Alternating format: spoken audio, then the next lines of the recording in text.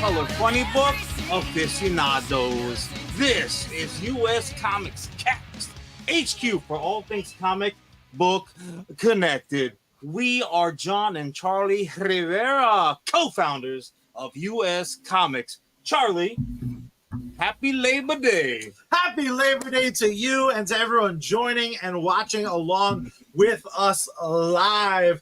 As always, we are brought to you by Bad Mary Band and Sergeant Finesse Gaming. If you haven't done so already, please hit that like and just punch that like you got to go to a world. No, like you got to go to a world motherfucking premiere. Yeah, premiere. But John, we did not have to do it alone. Normally, we are a dynamic duo.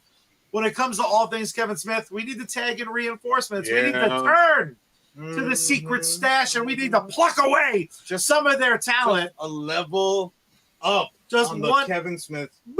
Just getting closer and closer to invading his life. Today we are joined by the illustrious, by the magnanimous, by the extravagant Christian Cordell. Christian.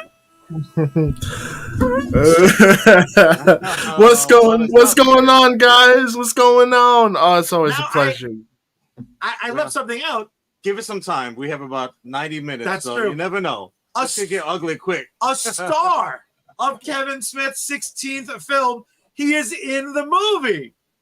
He's in the movie. Much like an electric gremlin being showing up in the sequel. Christian, how are you? Thank you for joining us. Christian, you're the best. Happy Labor Day. We kind of pushed the show for a million reasons, but the most important one was we were able to get together. Yeah. But it is always the happiest result. It is always a festive occasion when Kevin drops a new flick. It wasn't too long ago where the man himself, where Kevin Smith hung it up. He said, "You know what? I'm donezo.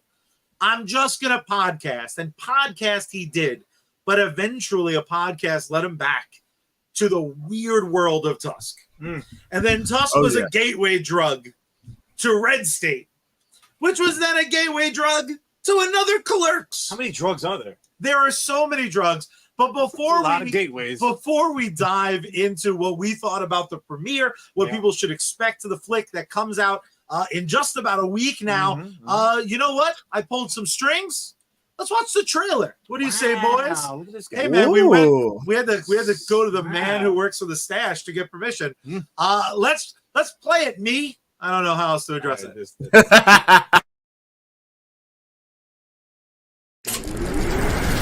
She is unlike any nun you've ever met, and she's got a secret. How come the nuns were never secret hookers when we were in school? Let's see what's under that wig. Oh, hell no! Say a prayer for Sister Sugar Walls. What? We're definitely seeing that. May 25th, 1986. Today is a big day. Last summer, I was too scared to ask out Melody Barnegat, the raddest woman I ever met. But this morning, I invited her to the movies, and she said, okay. Seriously? Hold on 1 second.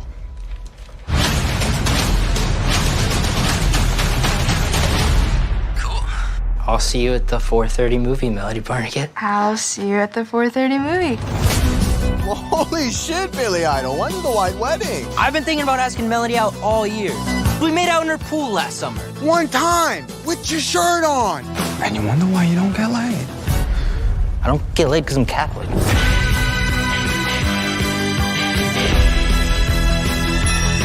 We'll save seats, you get snacks. You can't give them cutsies when they get back. I'll tell my dad. I don't care what you tell your dad, little kid. Dad, he showed me his privates. He did what?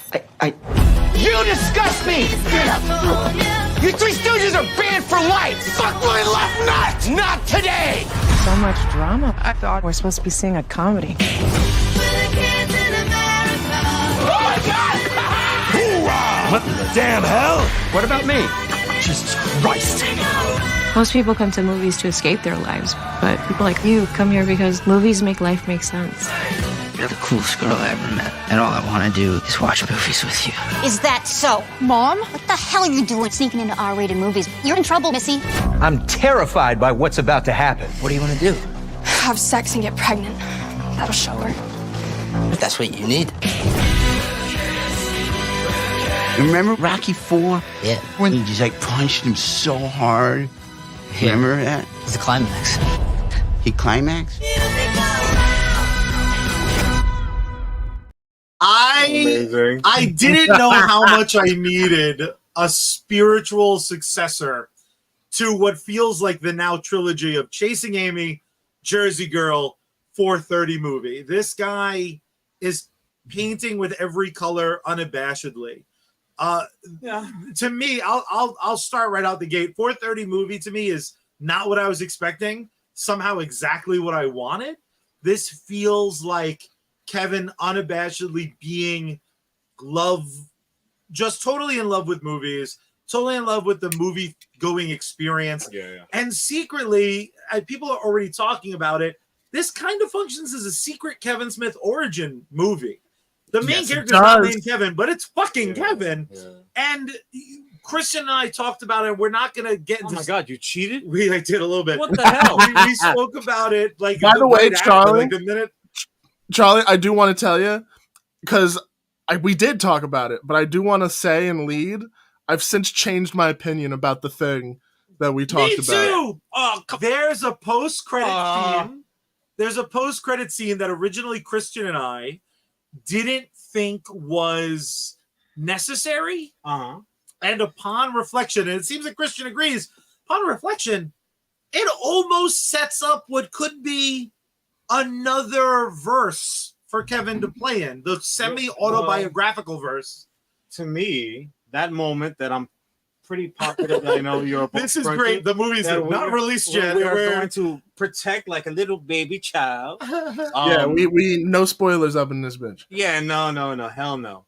But it played to me like well, in regards to what you're talking about, the 4:30 movie runs parallel to me. Like in this current world of multiverses and kind of like variants and things like this. You want to watch Sister Sugar Walls? This is that yeah, that. But also like the USQ verse, the Clerks world, the non-Clerks Kevin Smith entries in there. They're all running like in parallel timelines, and it felt like this one is the closest one to the Clerks verse. Yes, if that's what I'm gonna call it right now. I'm definitely sticking to that.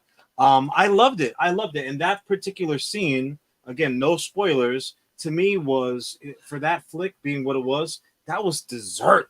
That was like delicious meal. The wine was good. You got the good recommendations from the sommelier. And then all of a sudden, here's a little sliver of cheesecake, ooh, a little cherry on top. You're all right. I loved it. It made me love the movie more. It not only did it make me love the 4:30 movie more, and I was already maximum lovage. It makes me look back at the entire. Again, this is his 16th film. Yeah, it made me look at 15 other films, and somehow each of those I loved a little bit more. Yeah. And I can't fucking love Clerks and Chasing Amy more. I want to ask you a question, Christian, because obviously, you've been with us before, and people know you. Aside from the USComics cast, I know it's kind of shocking, but people know you from on your own on your own what kind of sort of on your own for your own contributions to the world.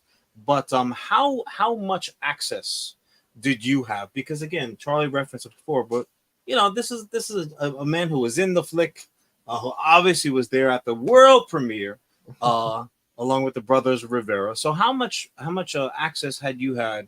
Had you seen a full cut prior? Did you kind of know the beats? Were you looking for anything in particular from your, early access?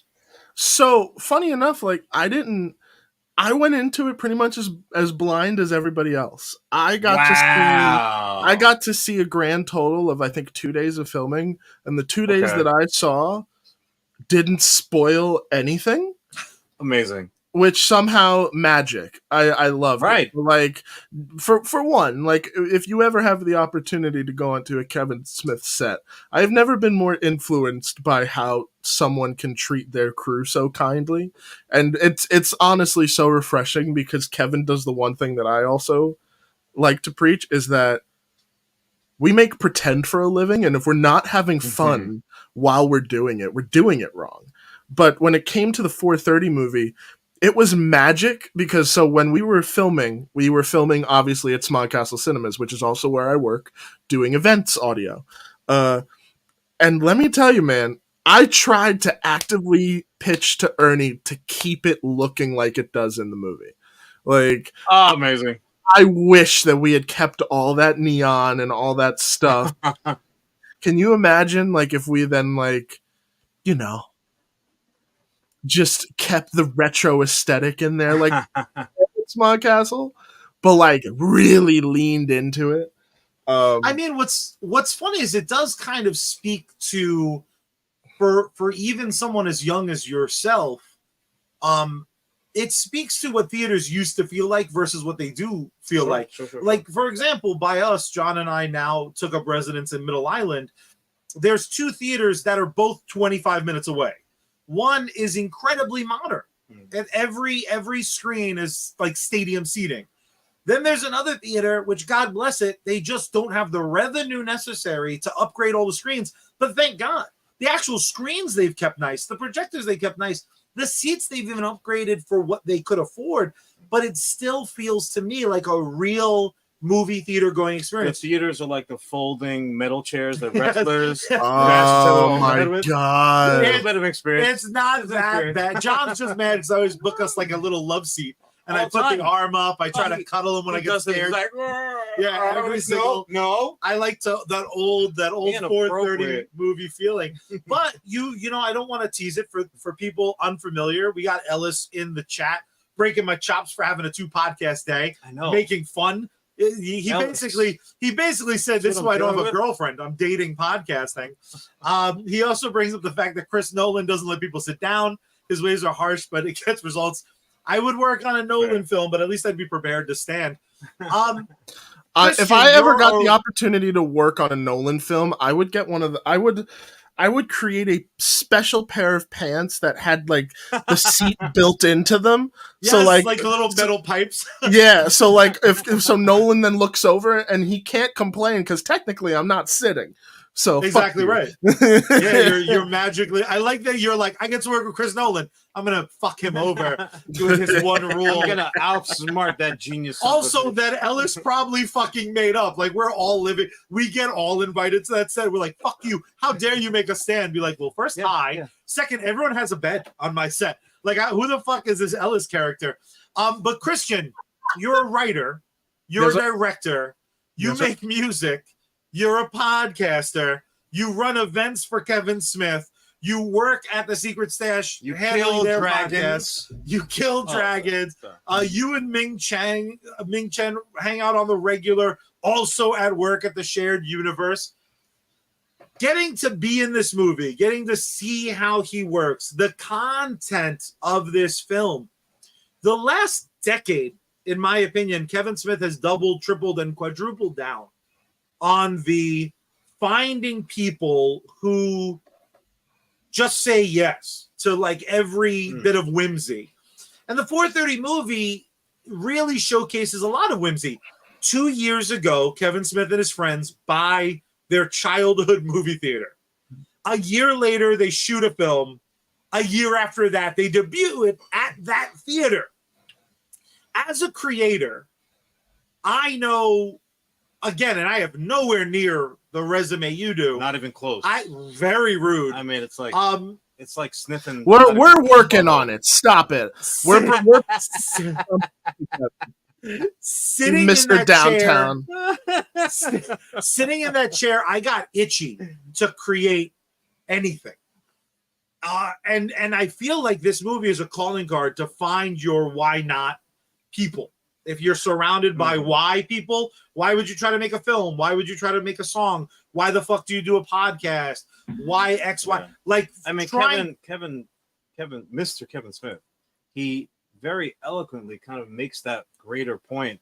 I feel like ultimately, and people love and kind of chide him a little bit for being long-winded. You ask him a question about what's your favorite cake, chocolate or vanilla, and you end up, like this one time I was in Japan and blah blah blah, which is like the most charming thing ever. But ultimately, I think that's his ultimate fill in the blank answer is surround yourself with why not people. You know, like I've heard him speak multiple times now, and that's if I had to pick one element of him to take away from it is surround yourself with those type of cats. And having experienced a lot of the people that he has surrounded himself with in person, I'm like, yeah, man, I'm not sure if that's a reflection on him or their reflection, kind of who he chooses to be involved with, or if it's just one hodgepodge, just, jambalaya of those good feelings.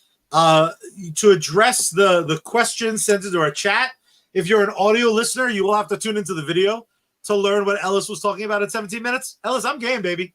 It's 2024. We'll figure this shit out.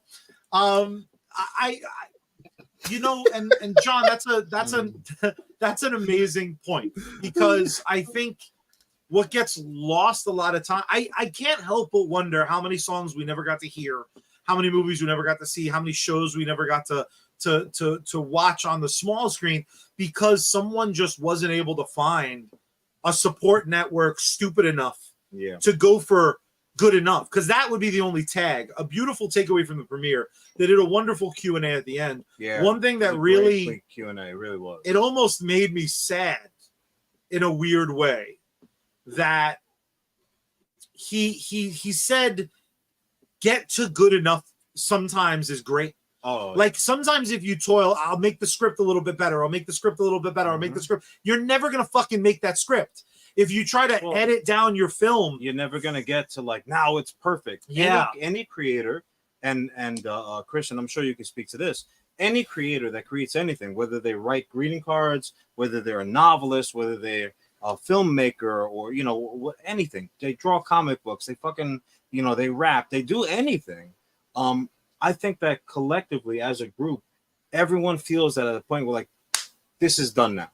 This is done, because if I sit in it and I try to reach perfect, it'll never be finished. Yeah. I mean, Christian, 110%. I mean, you both were part of a project that I forced to be done because Banjo and Buckshot was literally one of those things where I was like, I could literally work on this for as long as I want, perfecting things as I go. But I think, and this was a quote that I very heavily subscribed to anyway, art is not finished, it is abandoned in its current state. That line. Wow. Yeah, so I've anything that I make is always being revised up until the upteenth hour. And that's the beauty of it. But you can get lost in the sauce. And in regards to what you were saying about finding those yes people, because I kind of had a different experience growing up. I grew up in a neighborhood that, even though I came from a very supporting household of a family that was yes people, I couldn't necessarily be like, hey, we're all going to make a movie together. Like, not necessarily that. So I went kind of the Robert Rodriguez route for many, many years, where I just did fucking everything because that was all I could do. So I would put my friends in the things, but like I would direct, shoot it, edit it, and like all that stuff because I had to. So it was so refreshing to finally find people who also shared in that freedom of expression, because I know that like I'm one of the freaks who will go out and just do it himself, but at the end of the day, it's such a collaborative medium, and when you get to work with people, you're only making it better, because even anybody who comes onto a thing is usually doing it because they know that they can help and also try and help make something better. Like, for example, we're working on a project together. We have Mr. Downtown, and I'm looking forward to those line recordings because I know that it is not going to be exactly what I wrote. Like, it is going to be things that change. And I get excited about that because the ideas that come from those things sometimes are more magical than the initial thought that sparked the idea. So I think that why it also makes sense that I'm such a big Kev head is because he is that person, but he's also just fucking go do it. Like, don't hold back in what you're trying to do. Like, put yourself out there. It really, I mean, and it's embarrassing to kind of be so much older than you, and like there was something that was living in my head for years, and until, and this sounds stupid too, it kind of was until 4:30 movie and more the Q&A after that I was like, fucking good enough. Like I'll shoot it myself however I can, as down and dirty as I can, as good as I can, and I'm just gonna fucking start sending it to people. And ironically, neither of you responded to my second edit of it, which hurts my feelings. It's cool. You guys have a lot going on in your lives. You don't need to look at my videos. It just makes me cry. Not everyone's awake at 4 a.m. That's true. But what's very funny is sometimes being able to just go at it yourself and just attack it yourself, I think almost becomes a light to summon others to be like, oh shit, well, I want to help with that. Well, yeah, that's it exactly... on paper isn't enough sometimes. Right. Sometimes well, you need also to see it because and touch it. Yeah, no, 110%. Because I think also why we latch on to Kev so much is because he came from a world of like us. Like we grew up in similar circumstances. I mean, I know that my life is a little different, but I mean, listen, when it comes to being an the rest artist, of us don't have like rock star dads. That was listen, but like, here's the truth of the matter: is that when you're growing up and you want to make movies, the only perception of movies you have are these fucking big budget blockbusters that you watch and then you immediately become disillusioned to, because you're like, there is no way in hell I can ever make this. And to some, that's enough to stop them from ever trying the dream. When in reality, there are stories that you deal with on the daily that could easily become a movie. Like anything, like it's your story. You are what is special. It's not necessarily the movie itself. It is your version of events that makes things interesting. And for us to see Clerks and go, holy shit, he did this with his homies in his, well, practically his backyard. Like, and he found success from doing it.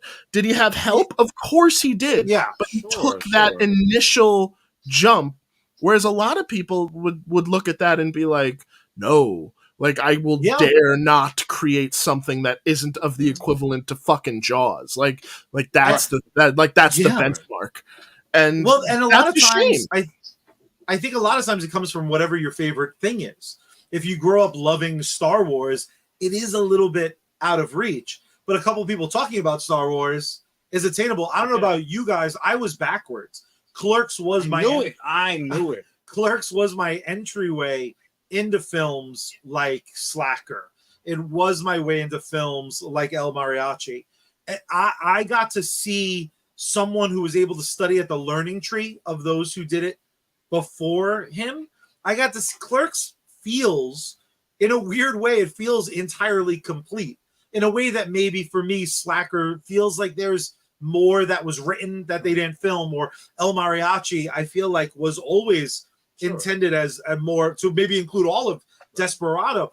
So seeing that shit come up was inspirational, but I still think I like choked on the vine of like, well, Kevin is he pulled off a miracle, and in many ways he did, but in many other ways it is kind of just like fucking figure it out and go for it, and like it probably won't work out, but you'll have actually created something. So if that's all subjective also though, because you know, to get back to Christian's original point, like I know you're gonna need a squad, right?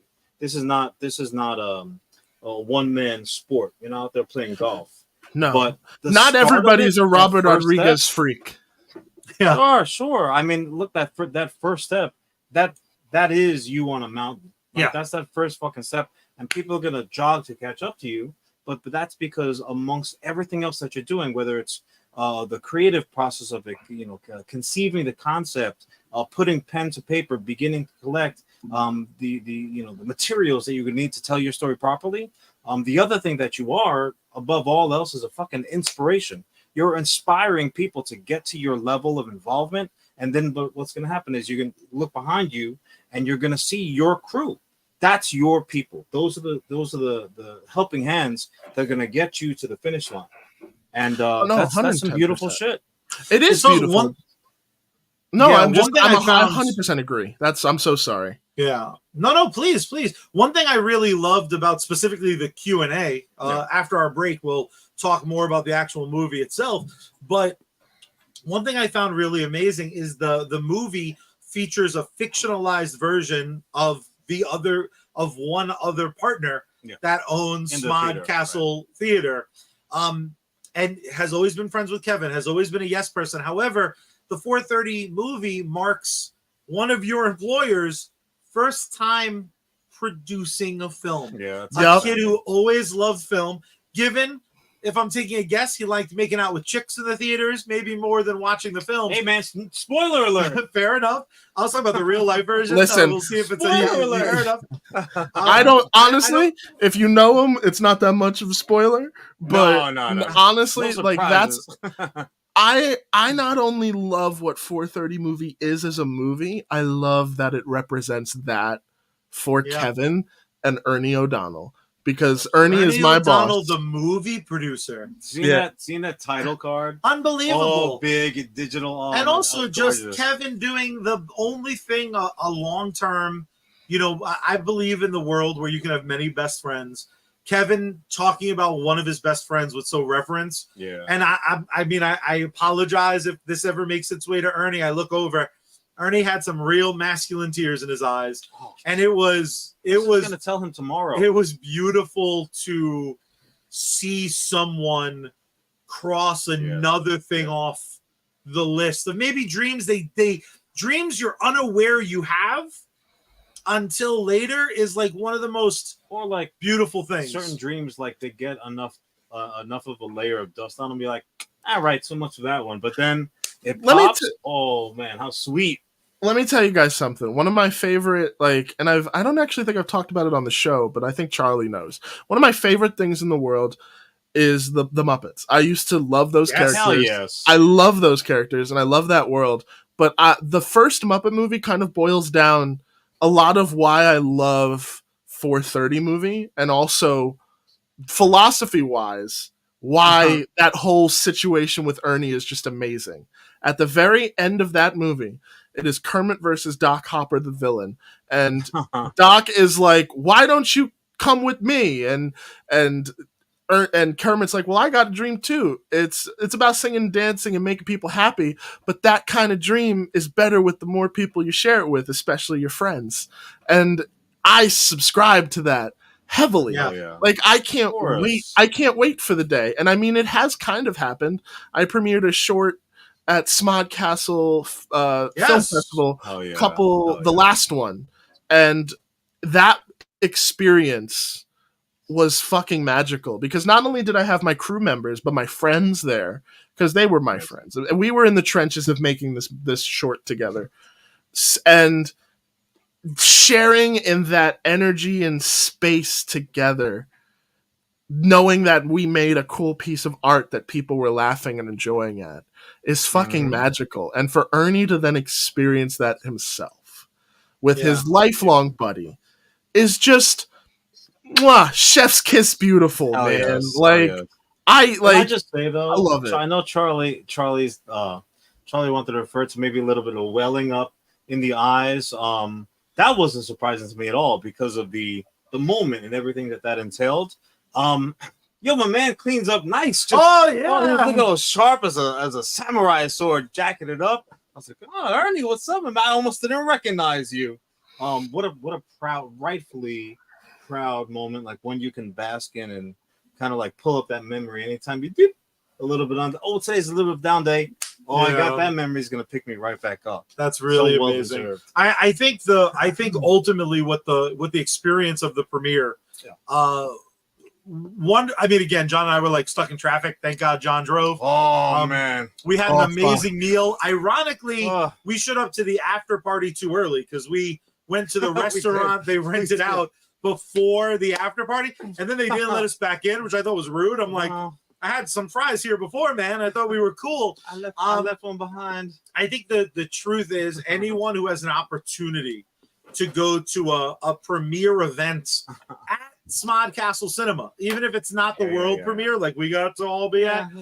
Anytime Kev debuts one of his flicks at Smod Castle, run, fly. It's worth it. The experience is amazing. It's always a great experience. I think anyone who would disagree is one thing. It's a preamble. And one thing only. And that is a goddamn liar. Just like one toy boy, George Lucas. Ellis, cover your ears. Why, John?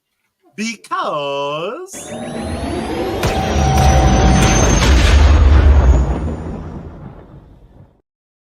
Han shot first. I salute. So Vanelli. Let's dive into the movie itself. 4:30 movie. Kevin Smith's 16th film is the story about a summer of love. A boy masterfully kind of taking on a little bit of that Kevin Smith energy. Winds up calling the girl he's been crushing on for years. Asks her to go to the 4:30 movie with him and his friends, and hilarity ensues. Without giving any sort of spoilers, we saw the trailer together earlier in the show. When you saw the trailer, when you heard about the concept for this flick, what was your initial thought? We'll start with John. Ooh, start with me. So I'm a little bit of a different situation. I know when people meet us together, they really have one question, and that is who's older. Damn it, God! And Charlie loves that question. One of the volunteers, and I'll never do you a favor again. Yes, money well spent. But that all being said, son of a bitch. John's older. For those who can't tell we could by how pale he is. We could have had a survey or something like I'll that. show you a survey. but this, I'll tell you. I'll put it this way: when you get to that point where you're looking at things like, I remember this, and then they refer to that flick or whatever as a period piece. That shit hurts. Oh boy, you got older in that moment. Oh no. But yeah, no, God. this movie takes place in my directly in the front row of my memory banks. It to me it happened so recently that I could reach out and touch it. But that was like decades ago. So I sat there and I really had that moment of, well, I wonder what I was doing that particular day. You're at the next theater. Right, exactly. I was just getting my popcorn. So for me, that was one of those moments where it's so, I remember this, I remember that. Like you can smell the smells, you can feel like the tactile aspects of it was just like fantastic. So for me, it really kind of resonated. So even before the story starts to unfold, I'm like, yes, I remember that. Exactly. You didn't text your homies to meet up. You just went over their house. Sometimes you'd get to their house and they weren't home. They were off doing something. You wouldn't know. Roll ahead, get out of here. You know what else I did love about it along that line? Because listen, I can't necessarily relate. I wasn't born in the decade. Yeah, we're too young. That's we're the problem young. with being Christian. Young and babies. But here's the thing that I really did like about it. Let's be real here. 4:30 movie is a very low budget movie, and one of the things that $3 million, I think, with real names very, in it? very, very small. But one of the things that I tend to not like about movies that are set in the 80s is when they kind of hammer it in over your head that it's like, this is the 80s, this is the 80s, and they may Where's the beef? Yeah, exactly. No. I just, you know what I'm talking about, like the member berries kind of thing. And this movie, for a $3 million flick, it feels so lived in and warm about what era it takes place in, and it doesn't feel like set. And a lot of it is the set, but also it was so comforting and so kind and nice. Yeah, I was like, oh my God. And just because it's not just the setting, it was the mindset of how it was made. Like Yeah. it really like it didn't just feel like it because it was set in the 80s. It felt like Kevin like somehow dialed the clock back to make him like I feel like if somehow Kevin was as prevalent as he was in the 90s and if he was doing that in the 80s, this would have been like $100 million movie. Oh like, yeah, for sure. I also almost wish there was a title card at the beginning that was like Kevin Smith, famed writer-director of Clerks. When he was a child, regular at the Atlantic Cinemas. Decades later, he purchases the Atlantic Cinema with his friends and makes a film. Like almost the real life, like what happened leading up to this. That should be like a little burner at the beginning of every movie that you see there. Oh my God. It's like that. Exactly right. Instead of a newsreel and a cartoon, you get that. For me, I'm gonna agree with you guys. It was a hell of a fucking hug because I worship the 80s. But like Christian was saying, this felt like that was so good. It didn't feel artifice. It felt real. But let's talk for a second about this fucking cast. Was unexpectedly amazing. Now the 4:30 movie, since it takes place in a movie theater, we have some trailers for some films I'm dying to see get made. Yes. We see some TV commercials featuring some pro wrestlers I wish were real and are very based on Sergeant Slaughter. They're real in our hearts. They're real in our hearts, God damn it. Playing Brian David. The creative player role in the wrestling game. Playing Brian David, the star of our film, Austin. I can't pronounce his last name. Zajour? Is it like DiGiorno? Austin DiGiorno. Playing Melody Barnegat, the amazing Sienna Agudong. That's not how you say that. That's inappropriate. Justin Long shows up. Jason Lee shows up. Arguably the third lead, Ken Jeong, tears it up in this film as the fucking adult, arguably closest thing to an antagonist we get.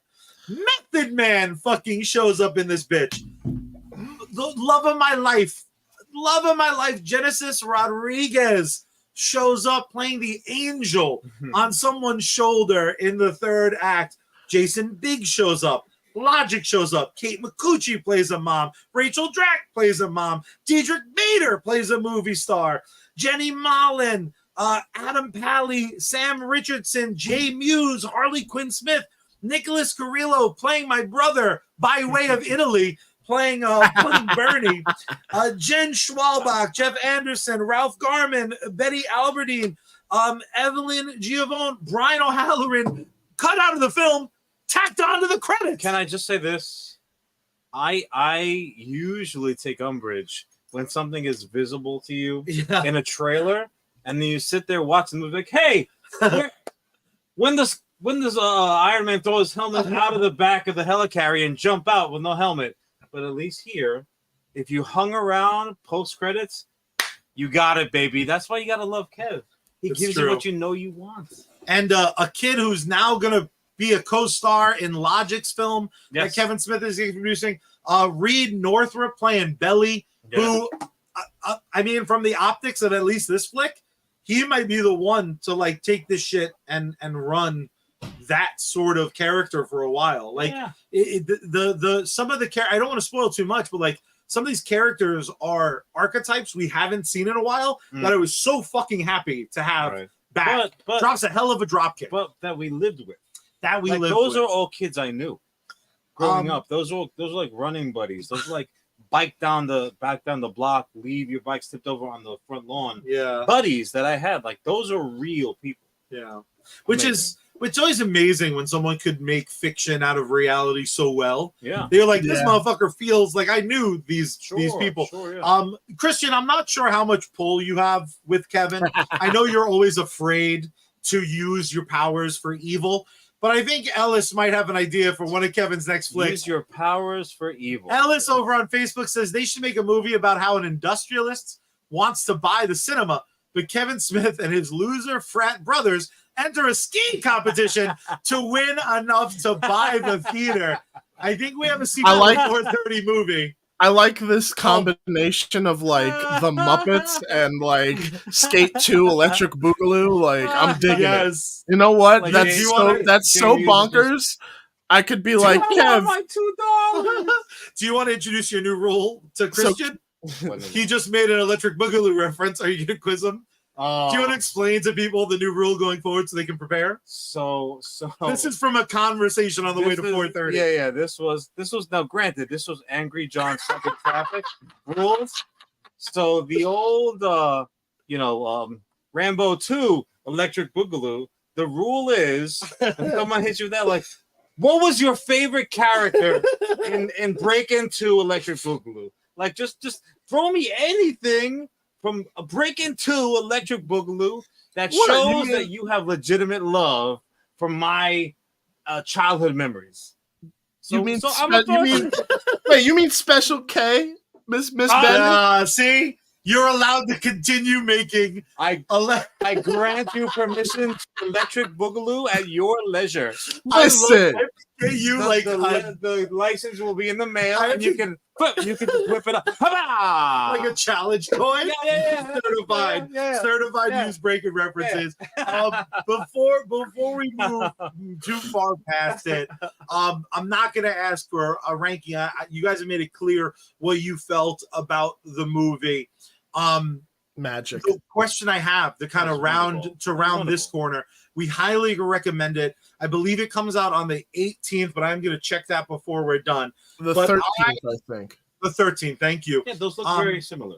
I mean, if you cut the half. There's one thing though. Before I don't know what you're going to say next, but there's one thing that I would love to acknowledge about this film. This has probably one of my favorite Kevin scores to date. Bear McCreary is one of, well, first of all, if you don't know who Bear McCreary is, you're doing yourself a disservice if you're a music fan. This dude is a fucking musical chameleon. Like, he can fit into like fantasy, Vikings, horror, but for him to then just be like, yeah, I got this 80s movie in me, because there's also some original songs that are peppered throughout this movie that honestly sound like turnkey hits of 1985. Like I think that they would have been. And honestly, like, especially, like, again, no spoilers. That is not what we're here for.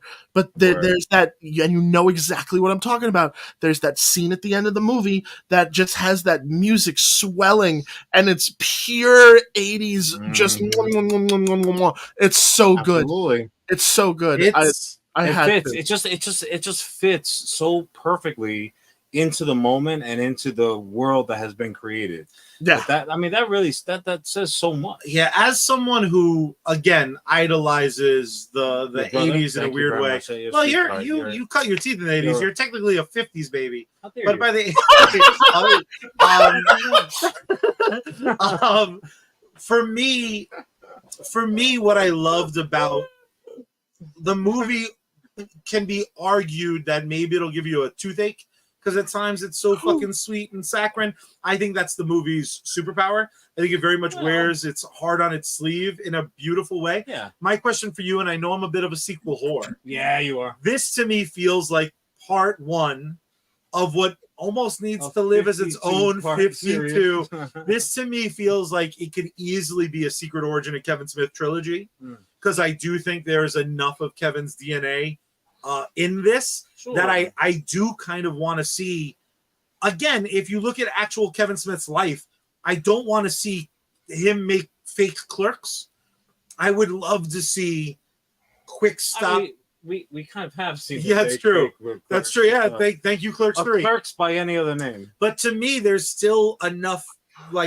There's enough meat on the bone that if you told me that they was going to do a sequel and it's Quick Stop Kev, again named Brian in this, and then the third one is like Film School Kevin, like, I would sign me up. Fucking 80s, 90s, early 2000s, like. Whatever fictionalized twist you need to do to make it work. I would pay good money to see what else happens in this young man's life. Absolutely. Yeah. But I don't know that Kevin would go that route, because he alluded to it during, I think, in the talk back. He didn't want to make this character too Kevin Smith, because then poor Harley would never be able to sleep ever again. However, it's just very, very. I would love if this ruined the lead actor and Harley Quinn's relationship for reasons I don't want to get into. You're a bad person. I would like to see these characters come back again, but here's my thing. I don't think because here it's very multifaceted, because I also would love to see that, like, that character in the setting where he then would create Clerks. Do I want to see him make Clerks? No, but I would love to see that, like, oh, this is what led to the making of it, because then there's that whole Scott Mosier dynamic that could be also very fun to explore. If we think of it this way, this film, we got to see him meet the childhood friends that would permanently affect his life. This film does not include someone who could be thematically associated with Jason Mewes, which is a cinematic game changer where we all know it. And the third part could be you add in the last ingredient in that original Mewes universe formula of a Scotty Moe. Like, there are 3 love stories. Yeah. The first one is just the most romantic, arguably the least most romantic. In a weird way. So basically, we're setting up the next great romantic comedy trilogy. Okay. Yes, please. So, but here's my pitch for you, Charlie. I don't know if we're necessarily doing the pitch game today. Call Kevin. I'll do whatever he wants. We're not doing the pitching. So I don't necessarily want a movie. I think I would love, and I would love a TV show called Once Upon a Time in the Highlands, where it is. Oh, that's good.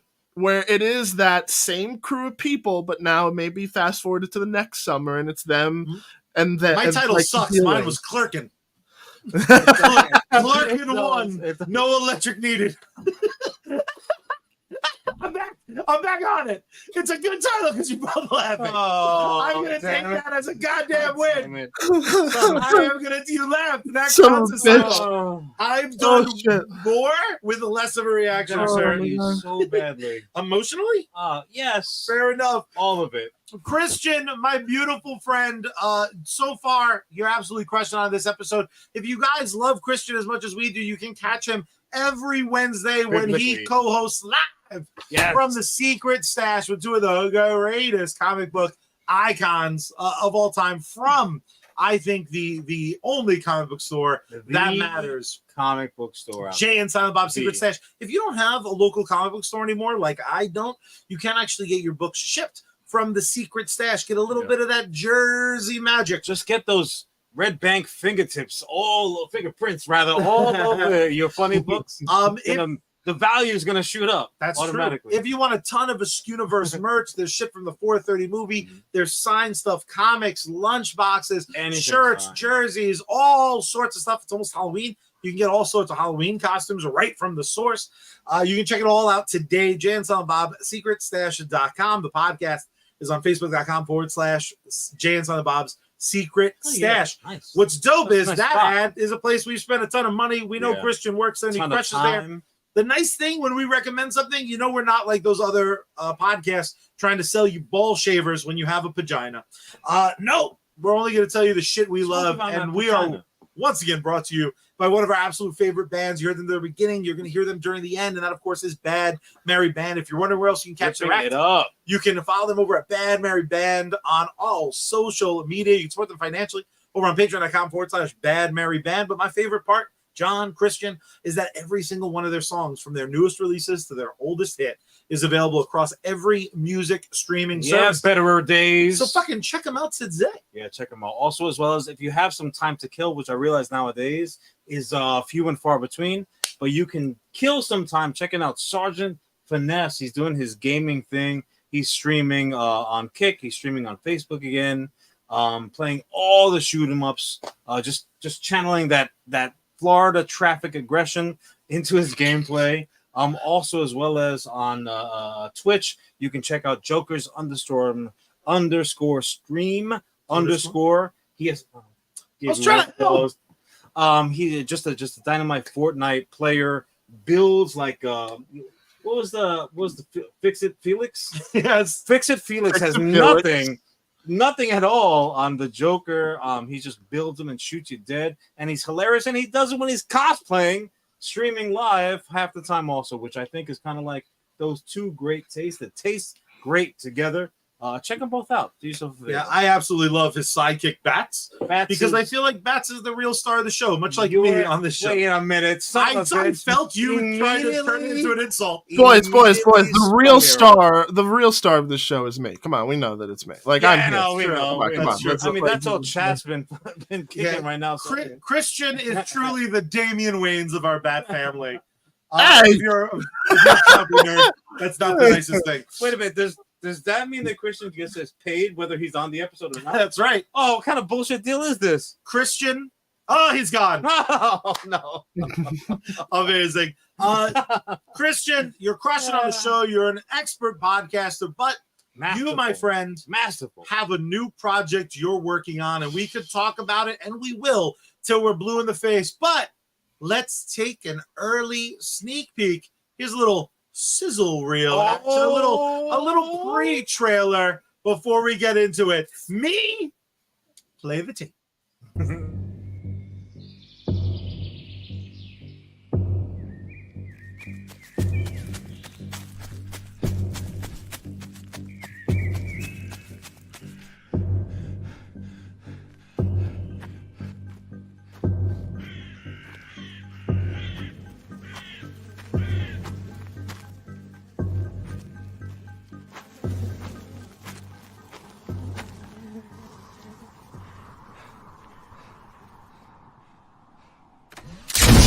Troubled by strange noises in the middle of the night. Do you experience feelings of dread in your basement or attic? Have you or any of your family ever seen a spook, specter, or ghost? If the answer is yes, then don't wait another minute. Pick up your phone and call the professionals. Our courteous and efficient staff is on call 24 hours a day to serve all your supernatural elimination needs. Ghostbusters. We're ready.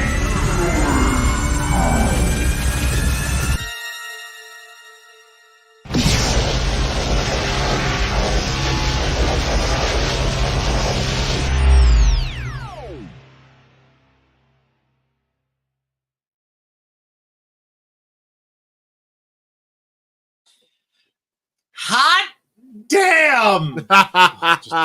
You sick bastard. Oh, baby. Oh, Christian, Ghostbuster Down, a brand new series funding right now. You can get behind it. You can get shit early. We're gonna put up links galore. There are you want to get on board this shit early. Get on board. There have been tremendous Ghostbuster fan films in the past. One of my favorites, Ghostbusters versus Freddy. Universal, literally one of my favorites. Like it's the best. I mean, Universal Studios used to have a Ghostbusters show, and then they fought Beetlejuice as the replacement show. There's a long history of people taking Ghostbusters in wild new directions. This is probably the darkest ever filmed. You know, this is really something that, in the best way, I think is a little polarizing, which is a superpower nowadays. Yeah, but these kids are all they're all hopped up on the Fortnite. Exactly. It's very hard to break through that shell. They're too Christian, soft. You did it. I want to ask you first and foremost, what is the genesis of this concept for you? Because obviously we're all all big Ghostbuster fans here. What was that seed that fucking popped out with this concept for you? So let me tell you, man, this dates back. I've wanted to make a Ghostbusters film since I started loving Ghostbusters. I was 11 years old, probably younger when I saw it, because it just fucking cemented itself into my brain. Like, it was just the franchise that I loved. But then when we watched Afterlife, me and my buddy Ray, literally, Raymond Washington, the co-creator of this project with me, we literally talked for almost 4 hours about the movie and how much we loved it, but also the storytelling potential, because Ghostbusters Afterlife finally did what kind of the cartoons had been building towards a little bit, and then there was never Ghostbusters 3 until then. but it was the idea of kind of any kind of story can be a Ghostbusters story. It doesn't necessarily have to be a straight up comedy. It can be these darker tales, but also, like, you really have to think about it. Like, that universe is kind of horrifying in the reality of the things. Like, you just openly acknowledge and know that ghosts, demons, and all that type of stuff exist. But there is a human way to catch it is the funniest thing. But it was there that kind of the genesis of the idea happened. And funny enough, me and my co-writer came up with the exact same idea at the exact same time. Like, literally, we were talking, and we both looked at each other and literally went, villain Ghostbuster. Hell yeah. Well, that's how it was born. There's something tremendous about how scary that equipment can be, like in the wrong hands. And it's something that the films never unlicensed really nuclear accelerators. Yeah, that can be scary. They never really dabbled in it until Afterlife. There wasn't really much room for it. The comics at times kind of bring up how like hardcore this is, and the cartoons. But the cartoons, but one of my favorite things in Afterlife, there's a sheriff who's like, this girl can't have a nuclear weapon. Like, it was the first time someone like really pointed out the elephant in the room of like, I don't want to say this too loud considering how much Ghostbusters should I have, but like, Peck wasn't. Oh no! I think Peck was right. Oh golly! Isn't that the craziest thing? That's how you know you've grown up, is when you realize, holy crap, maybe Walter Peck wasn't that much of an asshole. I mean, he was an asshole, but he wasn't that much. I've been on the Magneto tip for a long time. I'm like, guys, just hear me out right now, okay? Just let's play this out. John's screen name is Thanos Fan 22.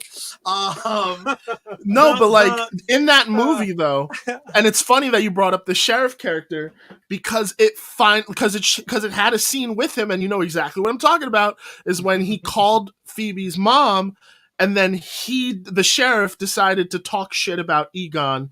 And she aimed the neutrino wand at him. I about jumped out of my seat when I saw that. And I was like, oh my God. I know she would never pull the trigger, but just the implication of what that could have meant. Of course. And here's the thing.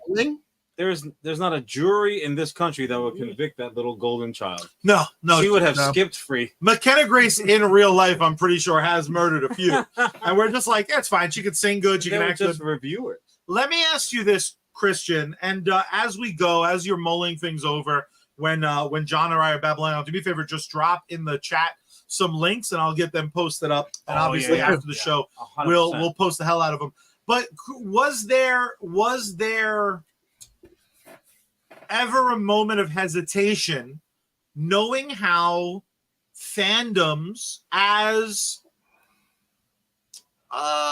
extreme, so I'm celebrating Extreme Ghostbusters anniversaries today, but the Ghost, really? Yeah. It's been like 27 years or something that instantly aged me 10 years. Nice. There is something I think inherently scary of playing with these toys publicly because everyone has an opinion, and this isn't Christian's opinion. This isn't John's opinion. I have very strong feelings of if you exist in the Ghostbuster fandom, if you have a franchise, we have a certain responsibility to never yuck anyone's yum. In my opinion, if you're a Ghostbuster franchise, you should be doing charity work. If you're a Ghostbuster franchise, you should be saying yes, and rah-rahing any and everything that makes this thing that started in 1984 keep going, keeping known, even if you don't like it. And again, I'm not speaking for anyone else, and I don't want you to even to talk about it because I just want to make the statement before we move on, because I don't think it's important long term. But like something like the 2016 movie, whether you like it or not, and I happen to not like it, some of my best acquaintances in the Ghostbuster community became Ghostbuster fanatics because of 2016. So it served a purpose. There are kids today that suit and boot because of the 2016 movie. So my opinion on every comic book, my opinion on every episode of the cartoon, my opinion on everything Ghostbusters, it is as relevant as the recipients of my opinion. I happen to love all the fan films for a different reason. Over on your social media, you're doing Fan Film Friday. You're highlighting some of the fan films that came before yours, and there was an Which amazing is one Boss. that involves Ghostbusters straight up killing someone for giving them some sass. You can find it on your Instagram story right now. We've all been there. We've all been there.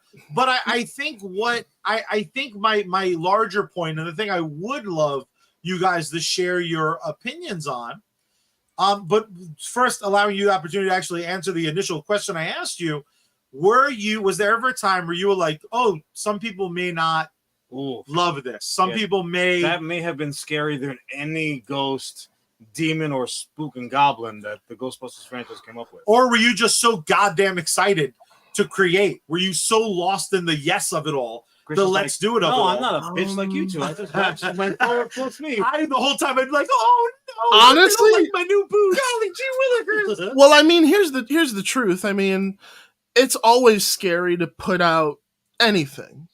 Anything is terrifying as an artist, because once you put it out in the public forum, it is not yours to really talk about anymore. I mean, yes, of course you could speak on it and what you made and did with it, but the perception is up to the audience. Like, it's up to how they view it and want to receive it. And I made this, like, yes, it's a dark film, but I made this for the 10-year-old version of me that would have loved to have seen this little horror movie. And I was one of those kids who was young and freaking made my own proton pack out of cardboard and stuff like that. So I still have the same amount of passion that most of these people do. And I get it that there can be some vitriol between ideas and stuff like that. Like, some people have a very strong sense of ownership over the franchise. And I completely understand that, especially when we had such a huge gap between projects.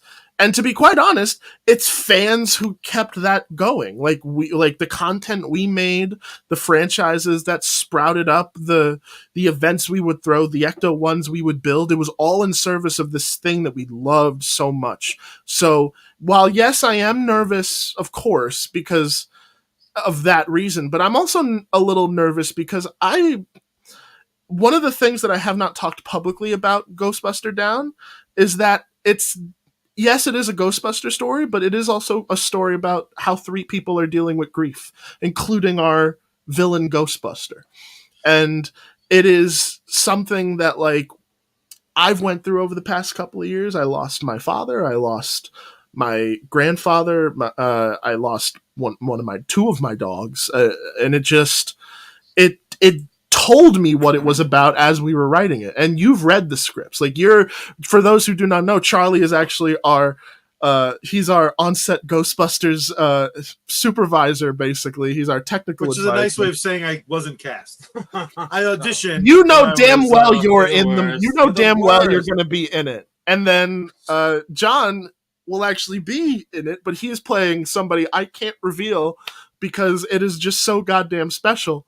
But it popped me so big when I read, because again, I think what's interesting, I've never been directly involved. I've never had a dog in a fight with a Kickstarter. I've supported Indiegogo and Kickstarter and GoFundMe's a ton, actually. But mostly to get toys out. Out of it. There is a very interesting ownership I feel over this, because the sizzle reel and the explanation, while completely accurate in giving a feel for what this project is, it is not everything that this project is, because you almost can't give away the soul of something. And because I've read the scripts, there are some people with these oddly strong opinions that I almost want to pull aside and be like, hey, you don't get it yet. And it's okay, you don't get it yet, but you're going to look incredibly stupid when this is done, because I guarantee for Freddy vs. the Ghostbusters, for Five Nights at Freddy's Ghostbusters, for I'm so terrible at names, but there are so many fan films that have meant so much to the community. Lucy Cacciatore and the 5 Ghosts. Yes. There's just something there's something about this project that's equal parts entirely special, entirely fresh, but also so comfortably lives within the skin of Ghostbusters. And it's ironic that today is the anniversary of Extreme Ghostbusters, because a lot of people who were too old or not interested, that show was Jet Black Dark. That show at times was spooky as hell, creepy as hell, and completely unafraid to go there. Oh, 100%. In so many ways. I'm so excited. So you sat down, you wrote this out. Why are you turning to Indiegogo when there are so many smaller projects in your heart? What was it about Ghostbuster Down that you said, no, what? Not only do I think this is strong enough, not only do I think this is good enough, not only have I assembled the tools and the talent to pull this off, this needs to live with some money charging it up to really bring it up to the next level. What led you to the Indiegogo route? Well, two things. Well, for one, we're talking about the legacy of great fan films that have come before with Ghostbusters, but one of the things that no one ever really wants to talk about is the time and the personal commitment and the money that really goes into them. Like those visual effects, like they're not cheap. If you know how to do them, cool. I don't. I'm not a visual effects artist. The one talent you don't have, you butt of a son yet. But at the same time, I really wanted to bring a level of kind of gravitas to this that I think it deserved. If that sounds very ego driven, I apologize. But the truth of the matter is that I have some very talented friends who could, I could probably shoot this myself on weekends and it would be not as great. But I have people that are involved in this project that will make it look like the $1 million movie that I know it needs to look like and deserves to be. To be quite honest, it's also in service of the story and the characters. Like Ray and I crafted these characters and we adore them. Like to the point that like even if something didn't pop off, like I'm probably going to revisit them again and in a different context. But it was in service of that. And also we've seen fan films get crowdfunded for other franchises. That's the thing too, where I was like, well, there's been Halloween movies that were kickstarted. Friday the 13th is a huge one. There's fan films that pop up for that all the time. And then my thought process was like, well, why not Ghostbusters? Like Ghostbusters has this huge active fan base of people who adore it and know that like what can happen when something really cool is done. And I thought that like, you know what, this will be the thing that I think really could work. And again, one of the things that I want to stress, it is not a profit endeavor. I'm not making any money. It is literally paying to the talented crew that we want to bring on board that'll help it make it look better than the scribbles do in my head. I'm just the one who sat back and was like, let's type out some fun words. Proton pack explodes some brains. We did the easy part, kind of. Like, I mean, we've been writing this on and off since 2021. But we knew that it was special. And we were like, you know what? Let's rally the people. Like, let's try. Because Ghostbusters has never had this happen. Let's try and make it happen. And the truth of the matter is also, it's a fixed goal. If we don't make it, we don't make it. We're not out here to scam or do anything like that of the sorts. We're just trying to tell this really cool story. And you get cool stuff for it. You get a whole bunch of cool like behind the scenes materials and stuff like that. You get all the scripts with my notes in them and all that stuff. Yeah. Soundtracks, which it looks like I actually might be scoring the damn thing. There's your exclusive. Hell yeah. Wow. But it is really I'm ready to go. I'm ready for my perks. But yeah, it's just so achievable. And to be honest, like those Ghostbuster movies, like, yeah, we were talking about like Clerks and its low budget nature. The Ghostbuster fan films are what showed me that like, oh wait, with a little time, you can make something of that kind of spectacle. Sure, you can't make a Jaws movie, but you can make a Ghostbusters movie with your friends on weekends. And oh my God, that's incredible. Freddy versus Ghostbusters holds such a near and dear place to my heart. Like, shout out to Hank Braxton and his team, because they literally, and I literally just got in contact with him like for the first time ever a couple of days ago. Oh, and I was like, dude, your films like rocked my world when I was a kid. Because for me, that was Ghostbusters 3. Hell yes. Like that was all I wanted. I wanted to see that world and those characters. And it was just magic. So that's why we're crowdfunding it. And it's literally, honestly, just to pay people for their time, make sure that they get fed, and that we can put something out that we think is quite awesome. And to be honest, Lunchables add up. Yeah, dude. But also, we also very much, well, I mean, me, the crew, production team, all that, subscribe to what Ghostbusters as fan factions and organizations do. Like the dream for this would be to do kind of like what Kevin does with like a little roadshow before we put the movie out, but work with local Ghostbuster factions to then do charity screenings, auction off some props, fucking Q&As, like really delve deep into that aspect of it. But without the film, we can't do that. But I very much have always subscribed to that mission, because I've even done that a couple of times. I've had some charity singles here and there.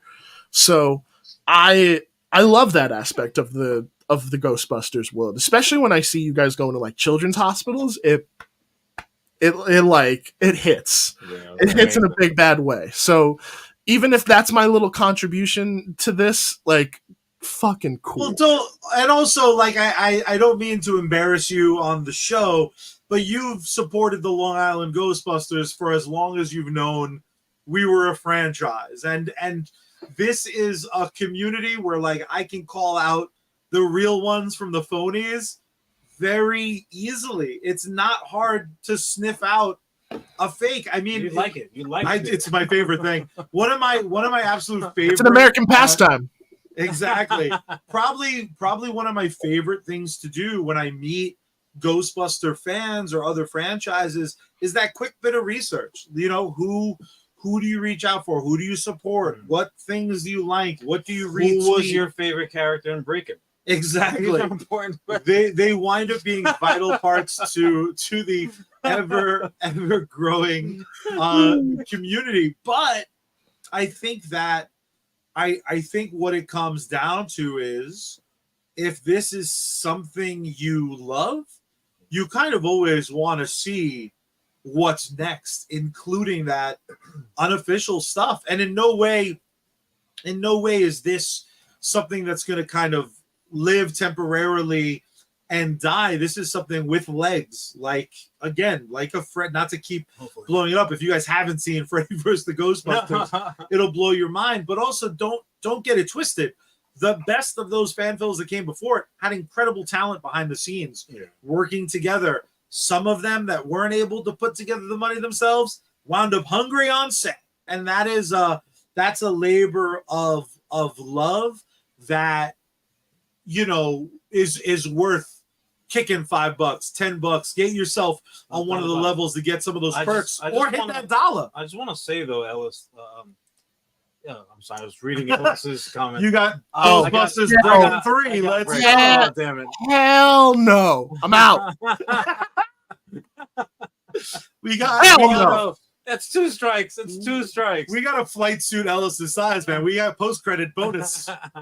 But no, what I wanted to say, Christian, was that you had made an allusion to kind of like having done the easy part, and I disagree. Like the to take something from concept to reality, that's like you gave birth. You know, you like the effort level, the fucking stick-to-itiveness, the pure conscious of thought to see something through to fruition, because once it's on paper, it's a thing, right? It's a fucking thing. If something happens, if we time capsule this bitch, and 100 years from now, the aliens, when they invade, they dig this up and like, bleep blop, time to make this movie.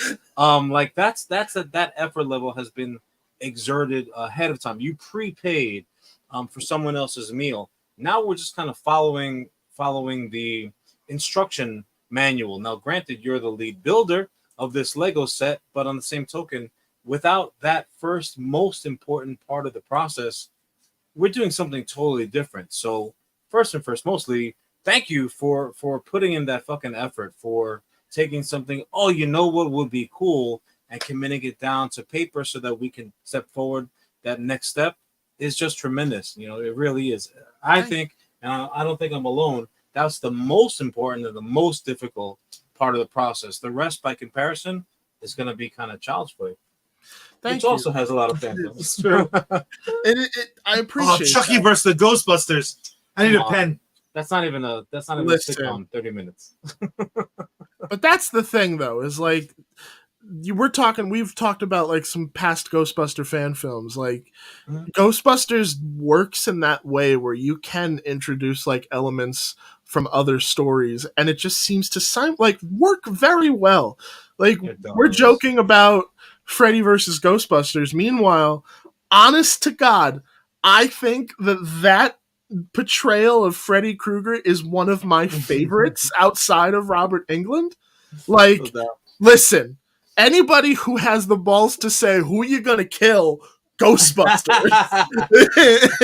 is my favorite. So I for one will be preaching and singing those films praises for years. So for sure. I just want to do those films justice. Like we were also talking about Freddy versus Ghostbusters. Oh my God, Ghost Dad.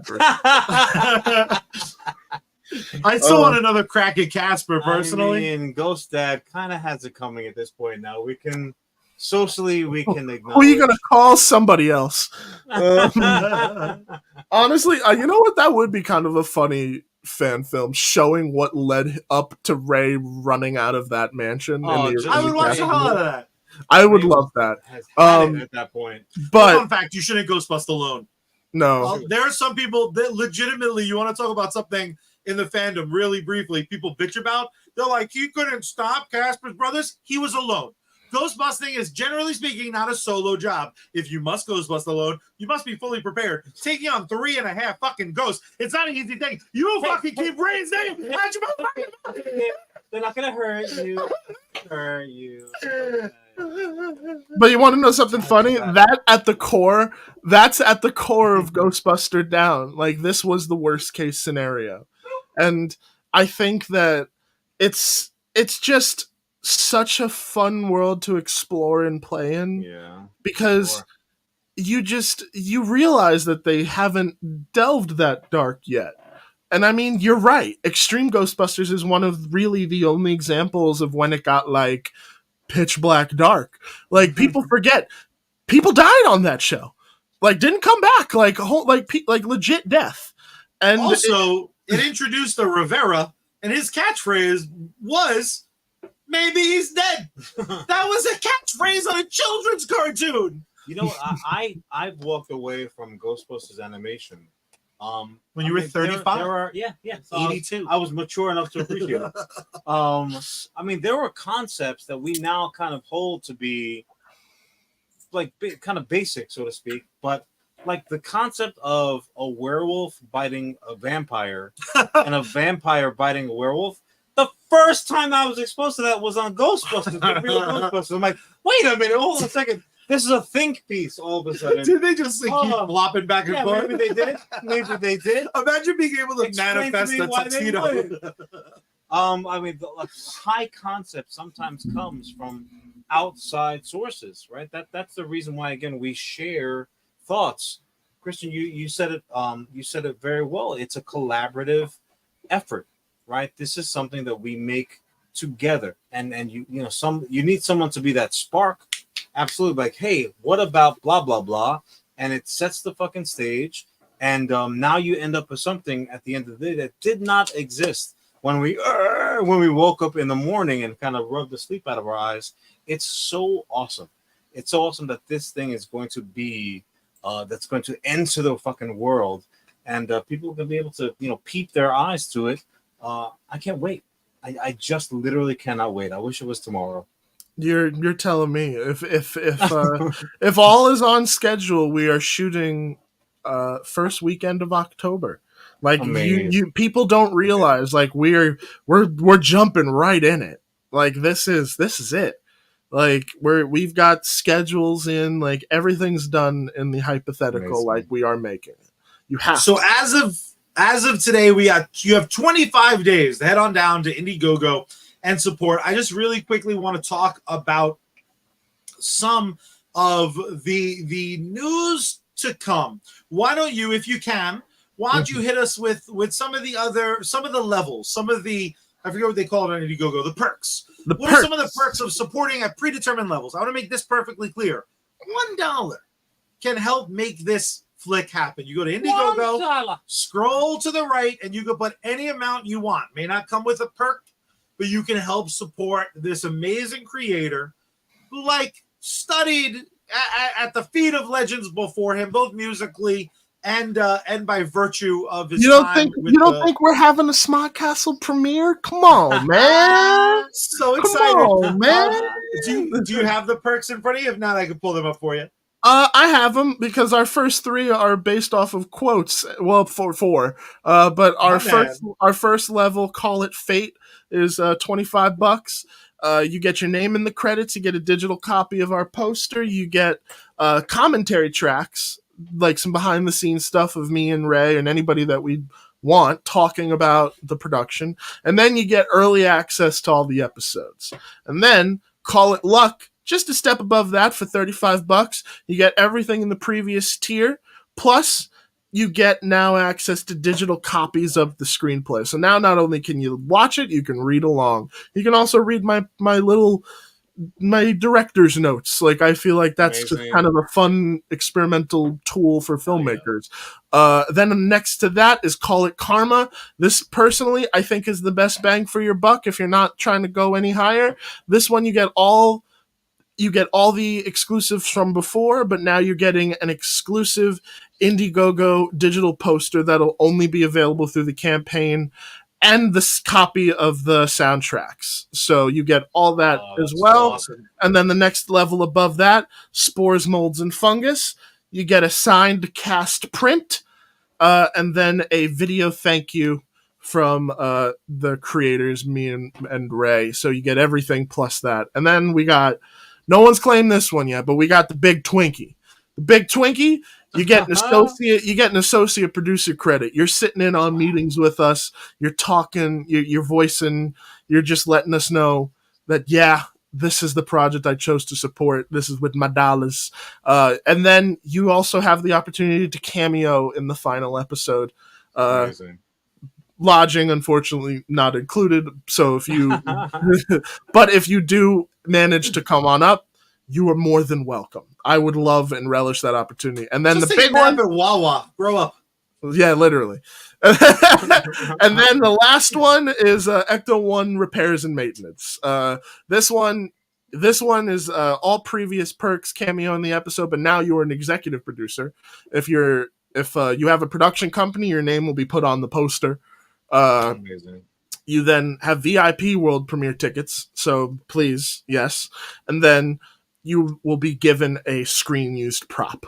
So you will have access to something that was either used or seen or worn, and not just like, oh, that's Stanley's shirt for like 2 seconds. No, you get like a proton pack or a ghost trap or something. Amazing. So I'm a terrible podcast host. I fully admit this. I don't think I made it clear at all. This isn't a singular fan film. This is a series. Yeah. This is a multi-episode endeavor. What made you decide that was the better format for Ghostbuster Down? So funny enough, it actually came from a conversation I had with you guys on USComics Company. And it was the truth of the matter being that I think that shows that drop episodes week to week, you get that sense of like, oh, wait, I need to watch, like, I need to catch it before I miss it. Like, even though like it'll be on YouTube, you build hype with every week of release. So instead of 1 week where everybody just talks about the film for maybe 2 weeks and then we're over and out, We then get 5 weeks of people percolating hype and talking about it and dissecting it and geeking out. And I'm like, oh, that's so cool. But to be quite honest, it is still a film. Like, I still look at it mainly as a film project. I know that we've promoted it more as a fan web series, but it really, if you put all the scripts together, it is a feature. But we just broke it down this way because, you know what, we were like, this flows way better and it feels a little bit better as an episodic kind of thing, but we're shooting it like a feature film, and we're pretty much only editing it as a 5-part type of deal. No, I just want to say, when we crush this Indiegogo goal, right? Maybe there'll be some leftover money, maybe a second edit. Maybe we do the theatrical cut, special edition, limited release. I did hint at the road show. Come on, like I mean, we're not just going to be like intermission 5 times, you know. Although that'd be a great time to sell some stuff. Like Ghostbuster Down, the bumper sticker. Ellis over on Facebook. What level can I do some executive meddling, hand you production notes, and make you hire my homely sister-in-law as the main star? That's the USComics tier for the low price of $10,000, Ellis. Yeah. Bring on homely. 100%. And Ellis, we will put you up. Yeah, absolutely.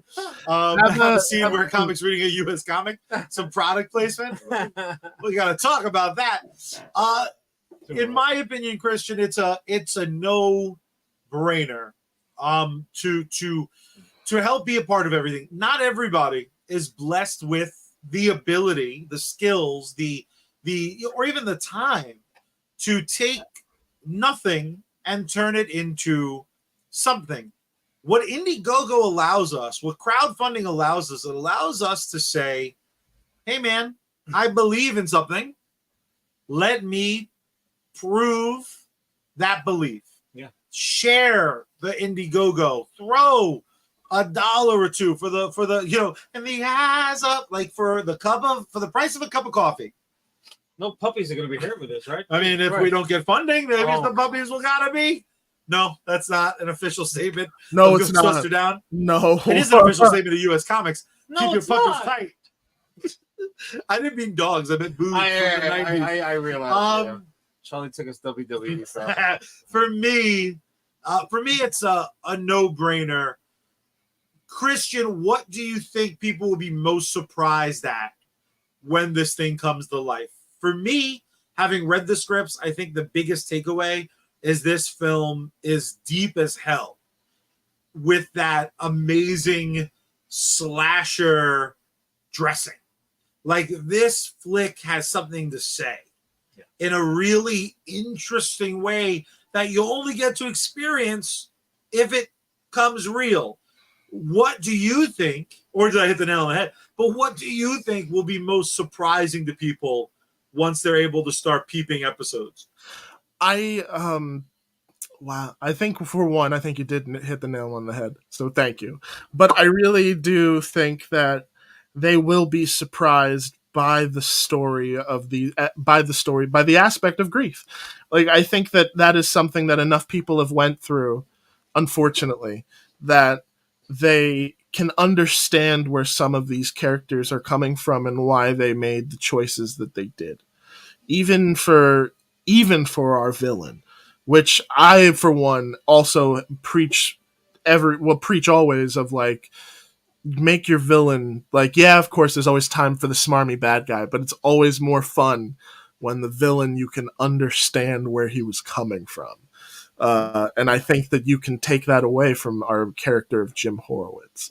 So I think that you can take away that, like, yeah, this is something that I want to say, and how you can deal with it and how to also not deal with it. So I think it's still that fun dressing of a Ghostbusters slasher film, but it is this really cool story amongst friends. And I think that also what makes the original so special as well, because it is just 3 people who went into business together because they were friends, and they understood that, like, hey, I have an idea, this works. But what's the second mortgage amongst friends? Exactly right. I was born in that house. But no, that's my thoughts. I'm sorry, I'm rambling. I love this project so much. Like I love it. I love it. I know we had to reschedule you, so thank you for accommodating us. But I really wanted to make sure. Like, I want to make sure we hit the mics this week. You guys have been such huge proponents of this project in more ways than one, and it's you guys were my yes people. Like, I got excited when I expect of you guys to, when I send you stuff, if you don't like it, tell me. And like, you were honest with me about certain things in the script that only made it better in the end. So I found my yes people in the US Comics Company, and in my buddy Ray, who helped me write it, and then in my buddy Ryan, who, of all people, I did not expect to come down to actually agree to like produce it. And like, people that typically like just wanted to come and have a good time and make something so fun. So I'm excited. I'm hyped, but we can't make this without the people. So if you can't donate, that's fine. I'm out of dollars too. I totally get it. But just help us share it around, talk about it with your friends, have arguments about it, because it is a polarizing idea. It's a darker take on what people expect. And I like that. It's discussion. It's people talking about it. Let's go. Yes. So that's where I'm at. That's Ghostbuster Down. Fuck yes. I love it. Fuck yes. Awesome. On Instagram, you can follow them, Ghostbuster Down. That's not pluralized, singular, Ghostbuster Down. And over on on Facebook, it's facebook.com/GB Down, the unofficial fan series. John, before we wrap it up, do you have anything else for Christian or the people? Honestly, just like, excitement is something that you should be. Excitement is contagious, and I know that, like, in the past, sometimes I've kind of held back sharing my nerdy excitement about certain things, and then it always comes back to haunt you when you find out, like, a year into the conversation, like, oh, you like that also? Why haven't we been talking about this the entire time? I wish I had a rewind button. I kept asking you about your fucking kids. You like Lego? That was me and John with Breaking 2. Like, come on, now we're like, I know it's been a minute. I can't tell you how much that made his like soul recharge after that long ass drive, because he was not kidding about being angry. No. I came up out of my seat. For me, share, guys, share. For me, Christian, we're gonna give you the final word, but for me, I think in this life, you are granted certain opportunities only once, and other opportunities you have daily. Every day, you can choose to be a why not person and hit that share. If you have the funds, throw them a couple bucks. The idea of every day waking up and being a why person, or being a person who doesn't like something to the point where you feel the need to make a comment as small d energy filled as like, oh, the idea. High voice. That's what their tiny balls make them sound like. You know what? I get it's not my fault. The fact of the matter is, you have an opportunity to be a why not by hitting that share, by giving a couple bucks.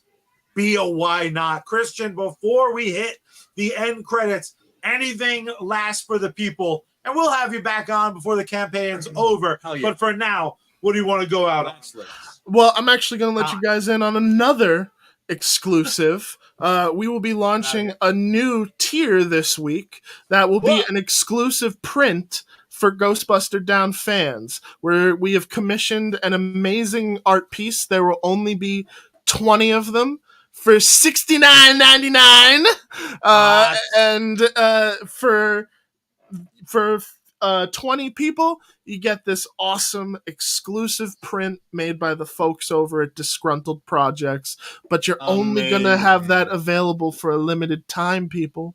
But it's all to support Ghostbuster Down, and it's going to be awesome. And I actually just got a little sneak peek of it. I actually got 2 crazy messages during the course of the show. One literally being someone was just like, oh, I'm a prop builder. What do you need? What?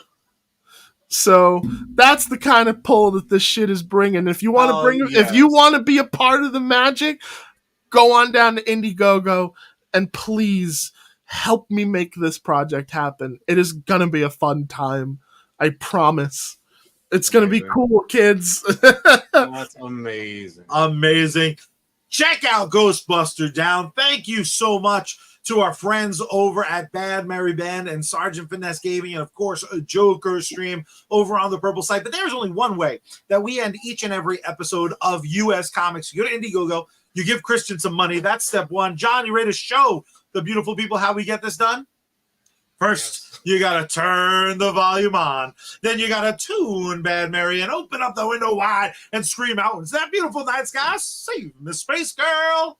We out.